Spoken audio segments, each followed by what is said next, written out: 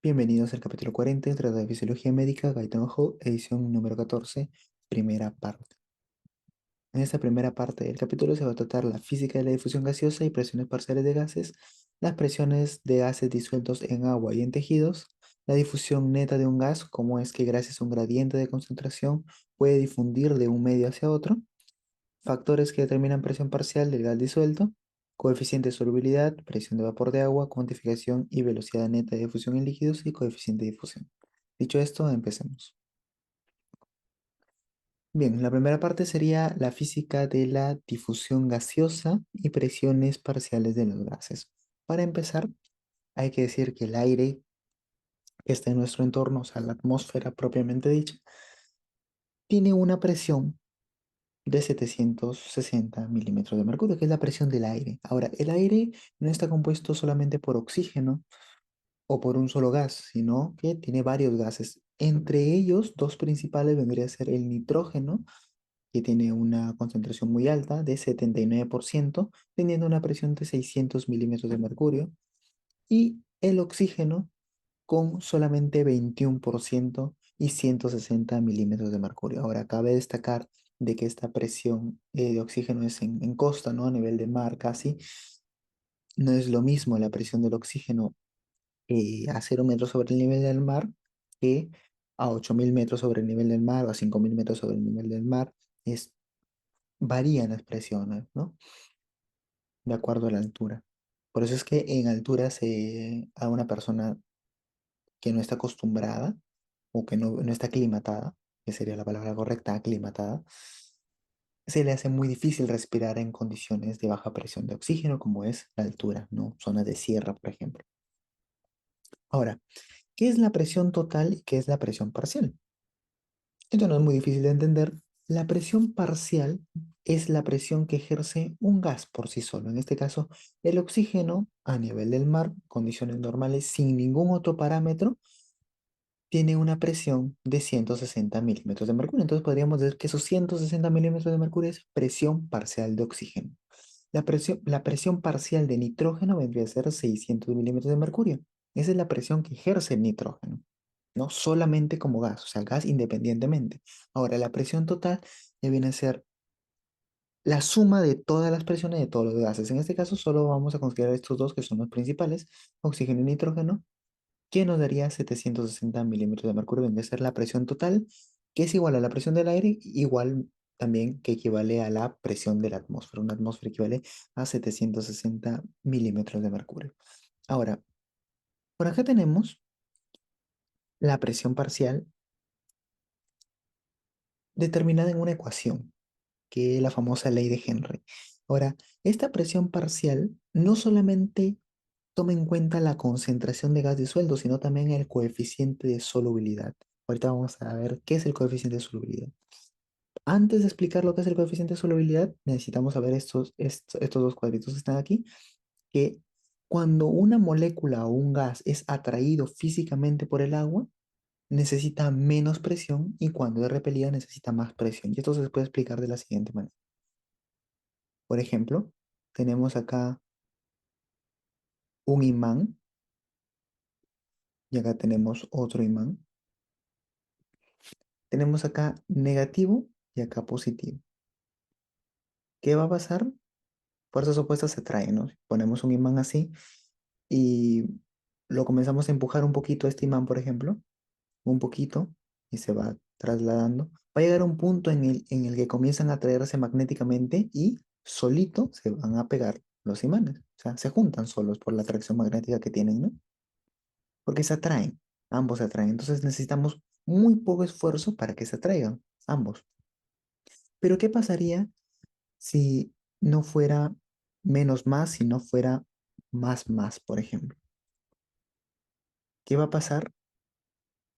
Que se van a repeler, ¿no? Entonces, uno quiere ir en el lado opuesto del otro, ya no se van a atraer, sino todo lo contrario, a lo que se le llama no levitación magnética. Pero para poderlos juntar, ¿se pueden juntar estos dos? Claro que se pueden juntar si es de que hiciéramos mucha más fuerza para poder vencer ese efecto de levitación magnética que ejercen ambos imanes. Entonces, Cuando son repelidas, estas fuerzas cuando son repelidas necesitamos más fuerza para poderlos unir, pero cuando son atraídas, muy poca fuerza hacen que se junten. Igual pasa acá. Cuando el gas es repelido por el agua, necesita más fuerza para poder mezclarse, para poder disolverse. Esa mayor fuerza que necesita se traduce en una mayor presión parcial.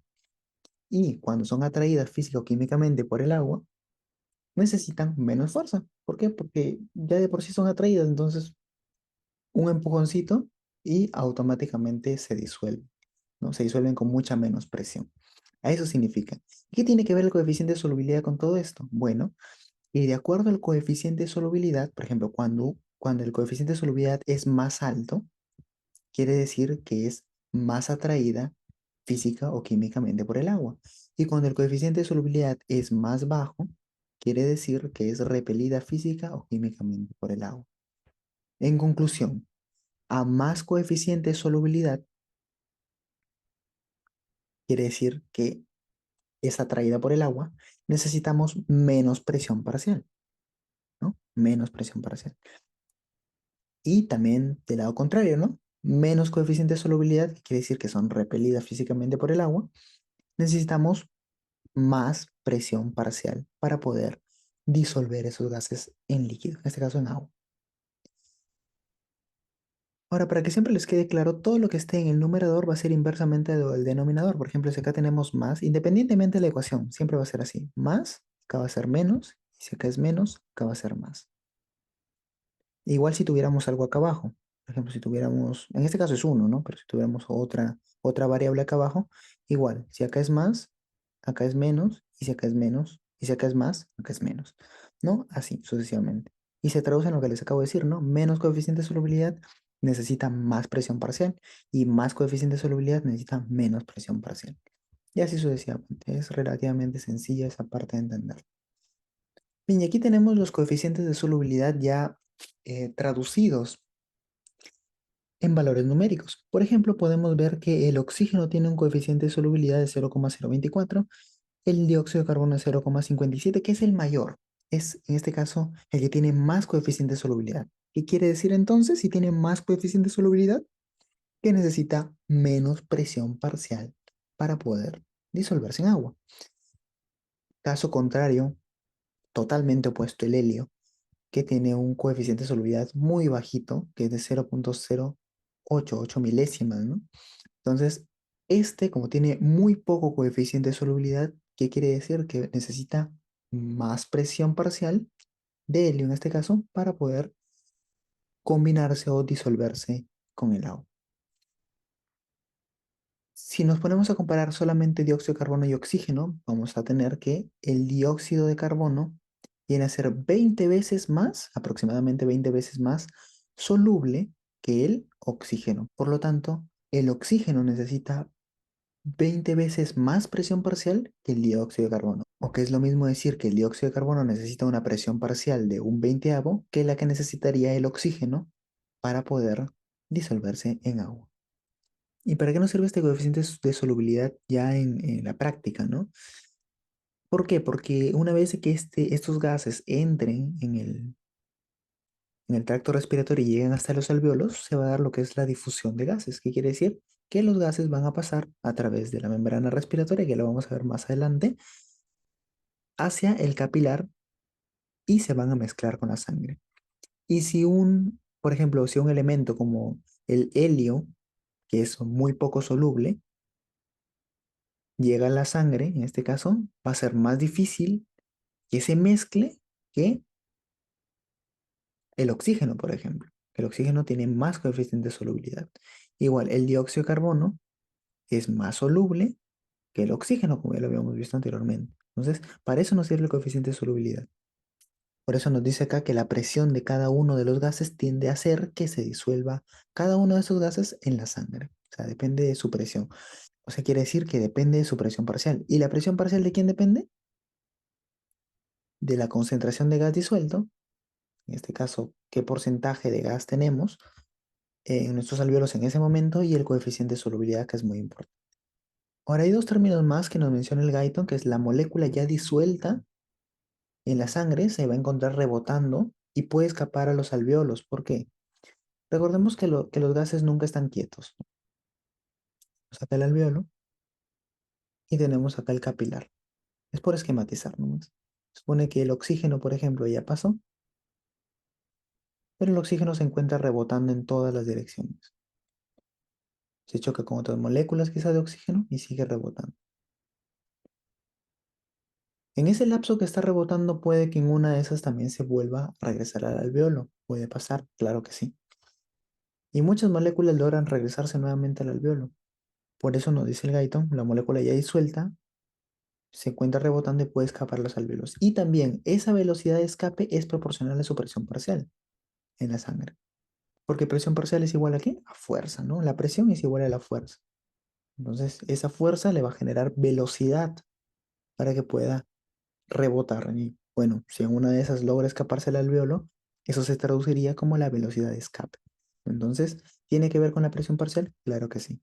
Ahora, ¿cómo sabemos cuándo se va a escapar un gas o cuándo va a difundir un gas de los alvéolos a la sangre y de la sangre hacia los alvéolos? En este caso sabemos que el oxígeno pasa a la sangre, ¿no? De los alvéolos a la sangre y el dióxido de carbono pasa de la sangre a los alvéolos. ¿Pero por qué? En primer lugar, tiene que ver con el grado de concentración de cada uno de ellos. En este caso se va a generar un gradiente para que pueda pasar. Recordemos que la sangre que llega hacia los alvéolos es una sangre que necesita ser oxigenada. Entonces, si necesita ser oxigenada, se traduce en que es una sangre que está recogiendo todos los desechos del metabolismo celular de todas las partes del cuerpo.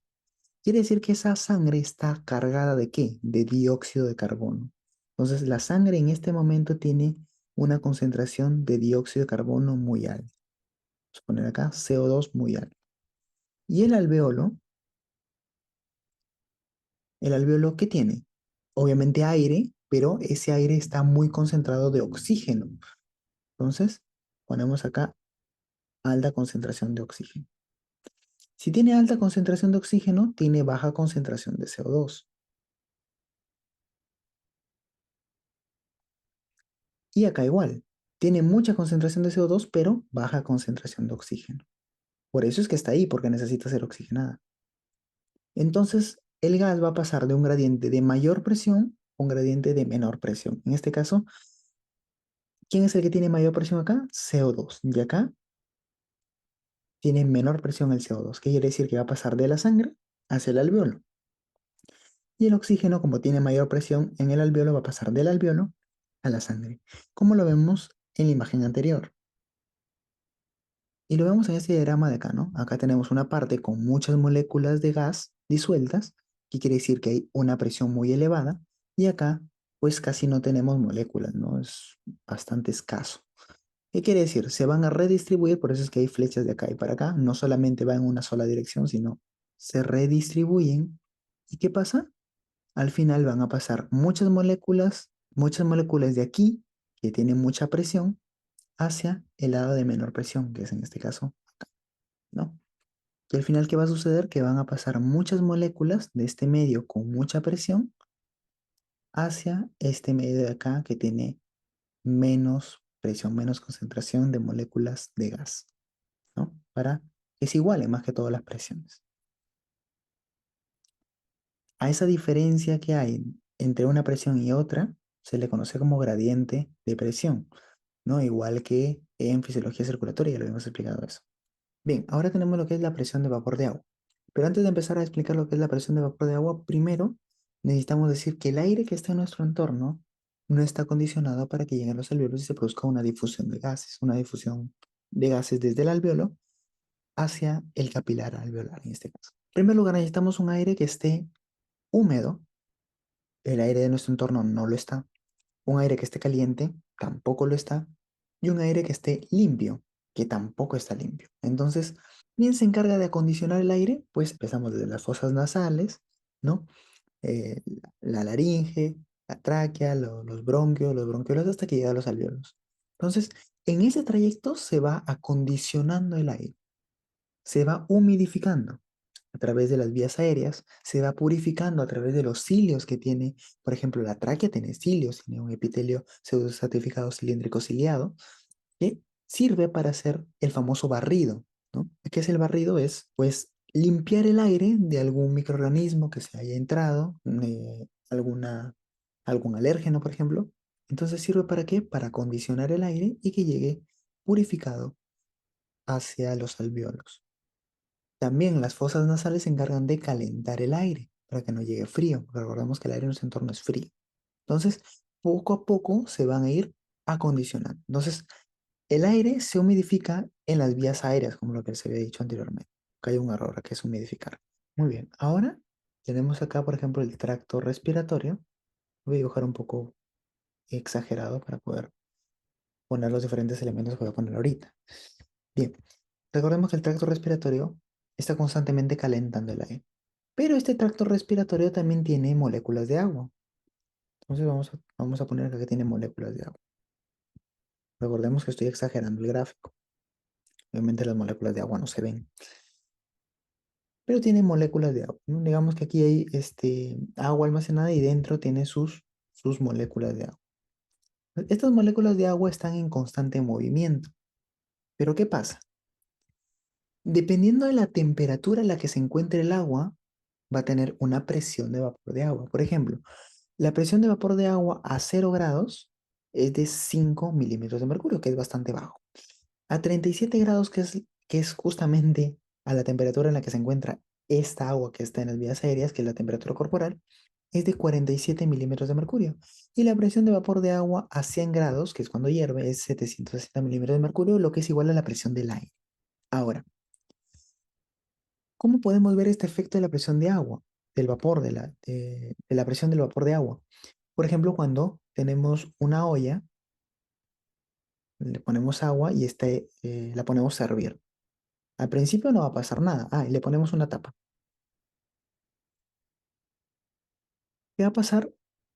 Cuando comience a hervir el agua, las moléculas de agua van a comenzar a salirse o dispersarse, en realidad. ¿Qué va a pasar? Que se está evaporando el agua. Como comienzan a salirse, no sé si ustedes habrán visto que cuando el agua comienza a hervir, la tapa como que comienza a saltar, como que hay algo abajo que está empujando la tapa para querer salir. Esa es la presión de vapor de agua haciendo su efecto. Es una presión muy fuerte, ¿no? 760 milímetros de mercurio incluso puede llegar a voltearte la tapa de la olla. Pero vamos a la fuerza que ejerce esa presión de vapor de agua, incluso porque cada tapa tiene un huequito justamente para liberar presión y evitar que la tapa salte. Y aún así salta. ¿Por qué? Porque la presión de vapor de agua es muy fuerte, a 100 grados. Ok, hirviendo está a 100 grados. Ahora, no tiene esa presión de 760 milímetros de mercurio, que es una presión muy fuerte, obviamente, en la tráquea, porque no está a 100 grados, está a 37 grados nomás, pero el principio es el mismo. ¿Y qué va a pasar? Las moléculas acá se salían, ¿no? Se dispersaban, comenzaban a disociarse, a expandirse. Igual acá, como está a 37 grados, estas moléculas de agua que están en la tráquea se comienzan a dispersar, quieren salirse, comienzan a salirse. Pero justamente hay aire que está constantemente ingresando. Entonces, esas moléculas de agua se acoplan al aire que está ingresando y lo humidifican. Ese es el proceso de humidificación del aire, que se da en las vías aéreas que les había explicado anteriormente. Aquí reitero, es humidificar, no es unifica. Haya habido un error en el momento de tipear la diapositiva. Bueno, entonces, una vez que ya esté humidificado el aire, recién puede ya entrar a los alvéolos a hacer la difusión. Ese proceso de humidificación, el proceso de calentamiento del aire, se da en las fosas nasales, ya que las fosas nasales tienen una irrigación bastante tensa. Entonces, la sangre es caliente y le transmite ese calor al aire que está ingresando. Por eso es que tenemos muchísimos capilares en la parte de nuestras fosas nasales.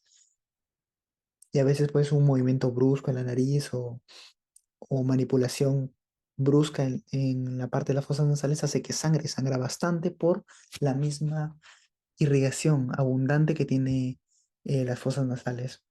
En realidad toda la parte de la nariz, que sirve justamente para calentar el aire. Ya tenemos la humidificación y el calentamiento del aire. Y también lo del barrido ciliar que les expliqué de la tráquea. Entonces ahí tienen ya los tres. Bien, ahora tenemos la cuantificación de la velocidad neta de difusión en líquidos. Bien, perfecto. Acá tenemos una fórmula, parece complicada, pero no lo es, fácil de entenderla. Esta vendría a ser la difusión, o bueno, la velocidad neta de difusión, vendría a ser la D. Este triangulito con la P vendría a ser el gradiente o la diferencia de presión. En este triángulo siempre en matemáticas significa diferencia. Entonces, diferencia de presiones o también como le conocemos en medicina como gradiente, ¿no? El A vendría a ser el área transversal, la S vendría a ser la solubilidad, la temperatura, que ya les voy a decir por qué no se toma en cuenta, la distancia y el peso molecular. Bien, la temperatura no se toma en cuenta porque en el cuerpo humano la temperatura es constante. Entonces, se supone, como les expliqué en la diapositiva anterior, a más temperatura, más presión también, por ejemplo, de vapor de agua. Un ejemplo, ¿no? A menos temperatura, menos presión también de vapor de agua. Entonces quiere decir que va a pasar de un gradiente de mayor temperatura en este caso a un gradiente de menor temperatura. Pero esto no pasa porque en la temperatura en todas las partes del cuerpo es igual o es constante. Y por lo general en el mismo cuerpo tampoco hay variaciones de temperatura, siempre se mantiene en 37 grados aproximadamente, a menos que tenga fiebre, ¿no? Pero no hay variaciones considerables en la temperatura, por lo tanto la temperatura no se toma en cuenta. Pero cabe mencionarla porque también es parte de, pero en el cuerpo humano al menos no se toma en cuenta. Nos quedamos con estos cuatro entonces. ¿Qué favorecería la velocidad neta de difusión? Cuanto más gradiente, obviamente, cuanto más diferencia de presiones, va a haber más velocidad de difusión. Por supuesto que sí. Tenemos un gradiente, por ejemplo, de 100 milímetros de mercurio acá y un gradiente de 80 milímetros de mercurio acá. ¿De dónde va a pasar? De 100 a 80. Por supuesto que sí. Otro ejemplo, tenemos acá 100 también milímetros de mercurio y acá tenemos 10 milímetros de mercurio, ¿no? ¿De dónde va a pasar? ¿De qué lado a qué lado va a pasar? De 100 a 10, ¿no? De mayor a menor siempre. Pero ¿cuál va a pasar más rápido? Obviamente el de acá, porque hay mayor diferencia. Hay una diferencia de 90 milímetros de mercurio de diferencia entre uno y otro. Esa diferencia se le llama gradiente de presiones. Y acá solamente hay un gradiente de 20. Entonces, a mayor gradiente, mayor velocidad neta de difusión. Porque a este 100 se le ponen 80 milímetros de mercurio de presión. Y a este 100 de acá solamente se le ponen 10. Entonces es mucho más fácil y más rápido que pase de 100 a 10 que de 100 a 80. Esa vendría a ser la diferencia de presiones. El área transversal. Bien, el área transversal del líquido viene a ser, por ejemplo, tenemos acá una pared con una puerta. Para que puedan pasar, digamos,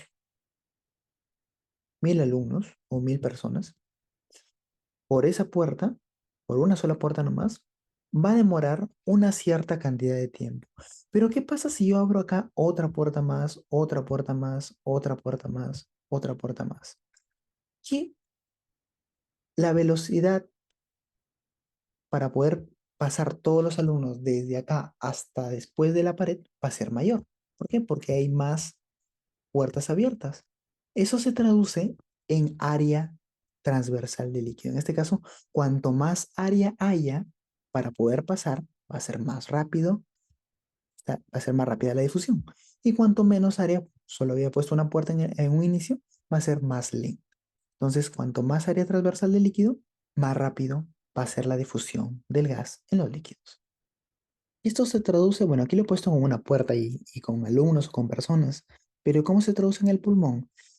Después vamos a ver más adelante lo que es el espacio muerto anatómico y fisiológico, pero les voy a dar un adelanto aquí. Tenemos muchos alveolos, millones de alveolos en el pulmón. Entonces, todos estos están conectados a un bronquio. Entonces, por ese bronquio entra una cantidad de aire. Esa cantidad de aire vienen a ser las personas que quieren pasar en este caso, la pared, ¿no? y cada alveolo vendría a ser una puerta. Si solamente, por ejemplo, una persona fumadora que tiene sus alveolos destruidos, digamos que este alveolo no funciona, el de acá tampoco, el de acá tampoco y el de acá tampoco, y solo funcionan, de estos siete funcionan tres nomás, tres alveolos nada más, quiere decir que solamente esos tres alveolos van a estar irrigados, o quiere decir que todos están irrigados, pero no tienen la función de difusión porque están averiados, entonces están taponeados quizá. ¿Qué quiere decir? Que solamente ese aire tiene tres compuertas para poder pasar. Sin embargo, una persona sana que tiene todos sus alvéolos sanos, todos los alvéolos están operativos y va a haber una mayor velocidad. Va a pasar más rápido el aire, va a haber una mejor difusión de gases. Entonces, en eso se traduce en el pulmón, que vendría a ser casi igual a a lo de la pared con las puertas que les mencioné anteriormente. Es para poner ejemplo para que se pueda entender más rápido. Bien, y por último, la solubilidad del gas en el líquido. Ya habíamos visto que cuanto más soluble, necesita menos presión, o sea, menos esfuerzo. ¿Qué quiere decir? Que más rápido se va a unir al líquido, en este caso a la sangre. Entonces, a más solubilidad, más velocidad también neta de difusión. Entonces, estos tres, el gradiente de presiones, el área y la superficie que acabo de explicar ahorita, favorecen a una mayor velocidad neta de difusión de líquidos. Ahora vamos a ver los que se oponen. Bien, tenemos la distancia. Entonces. Bien, entonces un gran inconveniente que hay para que puedan pasar los gases desde el alveolo hasta el capilar es la distancia. Por lo general, los capilares alveolares tienen un diámetro, una luz, que es ligeramente menor que un eritrocito. ¿Y para qué? Para que el eritrocito quede aquí apretado. Y ya lo explicaré más adelante, a más detalle. Ahorita les estoy dando una premisa para poder explicar la distancia. ¿Para qué queda apretado? Para que la distancia entre el capilar y el alveolo sea mínima y pueda pasar más fácilmente. ¿Qué pasaría si el capilar fuera, por ejemplo, así? Que el eritrocito quedaría por acá, por ejemplo, bailando. Y el gas tiene que atravesar todo esto para poder llegar al eritrocito y ser transportado, en este caso, transportar el oxígeno hacia los tejidos. Ahora, aquí se encuentra con una gran problemática el gas, porque el gas puede atravesar la membrana de las células porque los gases son liposolubles, pero no son hidrosolubles. Entonces, para atravesar por los líquidos, y la sangre es líquida, no es, no es lipídica, es líquida. Entonces, se va a encontrar con ese gran problema. En vez de pasar solamente por estas dos membranitas y llegar de frente al eritrocito que supuestamente debería estar aquí apretado, porque el capilar tiene que ser bastante estrecho, no pasa eso y tiene que nadar prácticamente todo esto para llegar al eritrocito. Entonces, a mayor distancia, menor velocidad neta de difusión. ¿Por qué? Porque se cuenta con esta problemática, ¿no? Que está muy lejos, una, y dos, que tiene que nadar a través del líquido para poder llegar hasta el eritrocito. Por eso, por lo general, los capilares tienen esa característica de ser un poquito más estrechos que los eritrocitos para así apretarlos, mantenerlos ahí hasta que se dé la difusión y luego ya se van nuevamente llenos de oxígeno. ¿Ya? Entonces, la distancia es a más distancia, menor velocidad de difusión. Y el peso molecular. Bueno, creo que eso está bastante fácil, ¿no? A mayor peso molecular, cuando pese más la molécula, va a ser más difícil que se muevan. Es lo mismo mover una carga, por ejemplo, de 5 kilos que mover una carga de 20 kilos. Más difícil es mover una carga de 20 kilos, por lo tanto va a ser más lento. Entonces, a menor peso molecular, mayor velocidad y a mayor peso molecular, menor velocidad. Bien, entonces, en este caso, ya estaría explicada toda la fórmula, ¿no? El gradiente, el área y la superficie y la solubilidad, perdón, favorecen a una mayor velocidad neta de difusión y la distancia y el peso molecular están en contra de una velocidad neta de difusión, son inversamente proporcionales a la velocidad neta de difusión. Bien, y en esta última diapositiva tenemos lo que es el coeficiente de difusión. No confundirse con el coeficiente de solubilidad, es diferente. Coeficiente de solubilidad, tenemos unos valores, coeficiente de difusión son otros valores diferentes. Este coeficiente de difusión, en este caso, es casi parecido en cuanto al oxígeno y el dióxido de carbono. El dióxido de carbono tiene más coeficiente de difusión, quiere decir que tiene más facilidad para difundir que el oxígeno. ¿Y esto por qué? Porque toma en cuenta el coeficiente de solubilidad o la solubilidad del gas. Y recordemos que el dióxido de carbono, si nos regresamos, el dióxido de carbono es 20 veces más soluble que el oxígeno. Ahora esto, el coeficiente de difusión no solamente trabaja con la solubilidad, sino también con el peso molecular. Y el peso molecular está como denominador. ¿Por qué? Porque es inversamente proporcional al coeficiente de difusión. Recordemos que a mayor peso molecular es mucho más difícil que pueda transportarse, ¿no? Lo mismo del ejemplo que les había puesto anteriormente, ¿no? No es lo mismo transportar 5 kilos que transportar 20 kilos o 60 kilos. En este caso no es con kilos, pero es para poner un ejemplo para que pueda recordarse. Entonces, el peso molecular vendría a ser indirectamente proporcional al coeficiente de difusión. Esto es lo que ya les había mencionado, que los gases son más solubles en lípidos, por ejemplo, en las membranas celulares, no necesitan ningún poro, ningún canal, ninguna bomba para poder atravesar la membrana. Ellos pasan como si fuera su casa sin ningún problema, porque son liposolubles. Y recordemos que las membranas celulares son bilipídicas, entonces lípidos con lípidos se entienden, entonces pasan sin necesidad de ayuda. El único obstáculo entonces sería el agua, porque no son hidrosolubles. Si son liposolubles, no son hidrosolubles. Recordemos que el agua y los lípidos, o lípidos, comillas, aceite, cierre comillas, no se llevan bien. Entonces, si son liposolubles, no son hidrosolubles, y si son hidrosolubles, no son liposolubles. Entonces, en este caso, los gases tienen un obstáculo, que es el agua tisular. Entonces, quien tenga un mayor coeficiente de difusión va a poder nadar, por así decirlo, más rápido y con mayor eficiencia sobre el agua tisular para llegar al tejido. Y pues en este caso oxigenarlo, si es en el caso del oxígeno, ¿no? Y lo mismo, si tiene mayor peso molecular, va a ser mucho más difícil que pueda nadar esa molécula sobre el agua tisular. Sobre los lípidos no hay problema, porque todos los gases pues son liposolubles, pasan como si nada, pero en el agua ahí viene el problema. Y ahí es donde se marca la diferencia, y ese vendría a ser el coeficiente de difusión. La capacidad que tiene cada uno de estos gases, de estas moléculas de gases, para poder pasar. Y al ser más pesado se le va a hacer más difícil nadar, entre comillas, que no nadan los gases, pero para ponerlo como ejemplo, sobre esa agua tisular hasta llegar a su objetivo. Entonces, hasta ahí habríamos terminado con la primera parte del capítulo 40. Espero les haya gustado el video y nos vemos en un próximo video.